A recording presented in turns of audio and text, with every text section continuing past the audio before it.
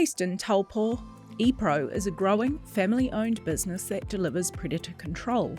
The company won the top BNZ Overall Business of the Year award at the 2023 Unison Great Lake Taupō Business Awards recently, as well as awards for excellence in strategy and planning and excellence in community contributions, and was highly commended in the Employer of the Year category. We asked why this low-key company decided to enter awards for the first time. The business awards were something we weren't sure we wanted to do. It's nothing that we had done before, and we knew that we had a really good business here. We knew that we had great staff engagement, and culture was good, and we did a lot of work in the community, and we've done a lot of work over the last 4 or 5 years on the strategic direction of the business. So when Kane and I had a conversation about whether or not we would do this, he was in the no camp and I was in the yes camp, and we had a bottle of whiskey one night, and I won.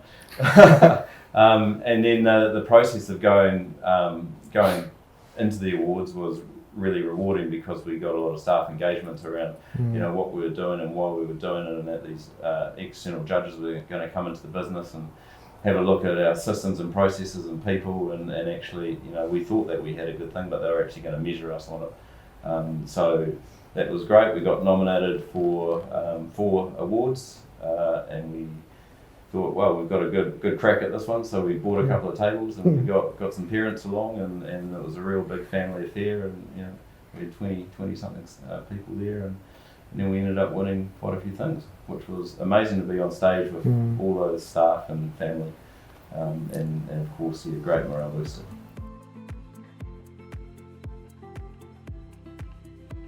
The company has just been through a phase of updating itself, I think. So we've been really clear about the roles that we want people to be doing, the technology that they can use to assist them to do their jobs, and that has now got us to a point where we can scale up or down with minimum effort. And we've got some really well-trained people that are pretty cemented in their roles. So next 5 years, we will certainly be taking opportunities to grow. There's lots of upcoming work around wallabies.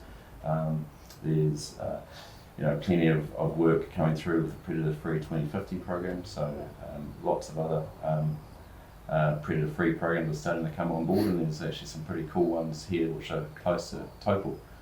So we'll be looking to get involved in those. But otherwise, we are strongly dependent on our government clients, and we take what opportunities we can, and it's not about winning all the work, but it's probably about winning the best work, and the work that suits us the most. So we'll keep focusing on that, and if that leads to growth, great. And if the money's not there, then we will survive, and we will keep looking after our people.